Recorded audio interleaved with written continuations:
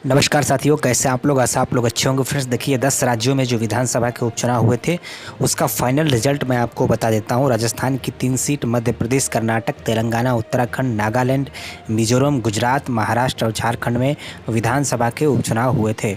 और इन उपचुनाव में कौन कौन सी पार्टी ने कहाँ पे जीत हासिल की है वो आपको हम बताएंगे। एक एक राज्य में कौन सी विधानसभा पे कौन सी पार्टी को कितना वोट मिला और कौन सी पार्टी जीती है, ये पूरा फाइनल रिजल्ट आपको हम बताने जा रहे हैं। फाइनल रिजल्ट इसका डिक्लेयर हो गया है 10 राज्यों के विधानसभा उपचुनाव के। सबसे पहले हम बात करेंगे गुजरात की मोरबा हड़प सीट की। यहाँ पर कांग्रेस को हार मिली है और बीजेपी को जीत मिली है। कांग्रेस को 21,808 वोट मिले और भारतीय जनता पार्टी को 67,457 वोट मिले, यानी बीजेपी को यहाँ पे ज़बरदस्त जीत मिली है। दूसरे सीट की बात करें तो दूसरी सीट है झारखंड की मधुपुर विधानसभा और यहाँ पे झारखंड मुक्ति मोर्चा को जीत मिली है। झारखंड मुक्ति मोर्चा को 1,10,812 वोट मिले। वहीं बीजेपी दूसरे नंबर पर रही। बीजेपी को 1,05,565 वोट मिले, यानी भारतीय जनता पार्टी को यहाँ पर हार का सामना करना पड़ा है और झारखंड मुक्ति मोर्चा ने ये चुनाव जीत लिया है। हम अगली सीट की बात करें तो अगली सीट है मध्य प्रदेश की दमोह सीट और इस दमोह सीट पर भारतीय जनता पार्टी को हार का सामना करना पड़ा है। कांग्रेस ने यहां जीत हासिल किया है। बीजेपी के खाते में 57,735 वोट गए हैं। वहीं कांग्रेस की बात करें तो कांग्रेस के खाते में 74,832 वोट गए हैं। तो मध्य प्रदेश की दमोह सीट भारतीय जनता पार्टी ने अपने नाम करने में जो है कि असफलता हासिल की और कांग्रेस इस पर विजयी रही है। नेक्स्ट हम बात करें अगली सीट की तो अगली सीट है कर्नाटक की। कर्नाटक में विधानसभा की 2 सीटें थी, बसावा कल्याण और मस्की।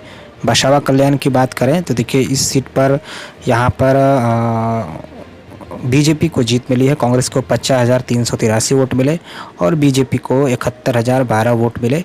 बीजेपी ने बसावा कल्याण सीट पर जीत हासिल की है।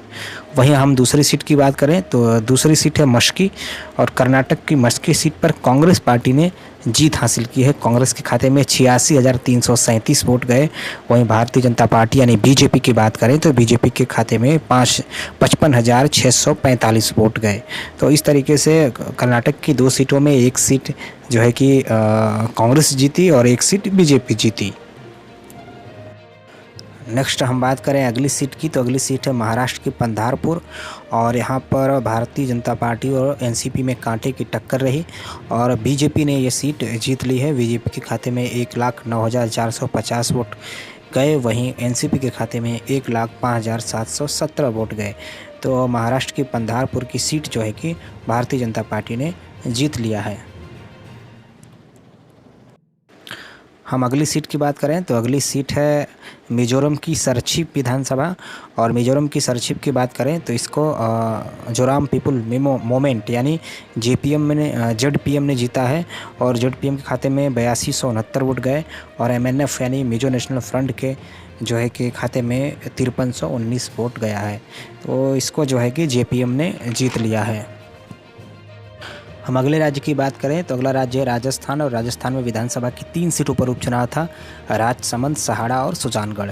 राजसमंद की देखिए यहाँ पर बात करें तो यहाँ पे कांग्रेस के खाते में 69,089 वोट गए और बीजेपी के खाते में 74,408 और आरएलपी के खाते में 1,551 वोट गए। तो यह राजसमंद की सीट को भारतीय जनता पार्टी ने जीत लिया है। सहाड़ा की बात करें तो सहाड़ा को कांग्रेस ने जीता है। कांग्रेस के खाते में 81,475 वोट, बीजेपी के खाते में 39,368 वोट और आरएलपी के खाते में 12,202 वोट गए। और आप सुजानगढ़ की बात करें तो सुजानगढ़ में कांग्रेस को 69,056 और बीजेपी को 43,527 और आरएलपी को 32,166 वोट मिले, यानी सुजानगढ़ की सीट भी कांग्रेस ने जीत लिया। यानी राजस्थान के 3 सीटों पर जो उपचुनाव हुआ था उसमें कांग्रेस को 2 सीटें मिली हैं और बीजेपी को 1 सीट मिली है। नेक्स्ट हम बात करें तेलंगाना राज्य की नागार्जुन सागर की तो देखिए तेलंगाना में नागार्जुन सागर सीट पर जो उपचुनाव था उसकी अगर हम बात कर ले तो यहाँ पे कांग्रेस को 70,504 वोट मिला और टीआरएस को 88,982 वोट मिला। बीजेपी को 7,646 वोट मिला और यहाँ पर टीआरएस ने जीत हासिल की है। नेक्स्ट सीट है उत्तराखंड की सल्ट विधानसभा क्षेत्र और सल्ट में बीजेपी ने जीत हासिल की है। बीजेपी के खाते में 21,523 वोट गए, वहीं कांग्रेस के खाते में 16,952 वोट गए। अगली सीट है नागालैंड की नोक्सन विधानसभा, और नागालैंड की नोक्सन विधानसभा को एनडीपीपी ने जीता है। नागालैंड की नोक्सन विधानसभा सीट को एनडीपीपी ने अपने नाम किया है।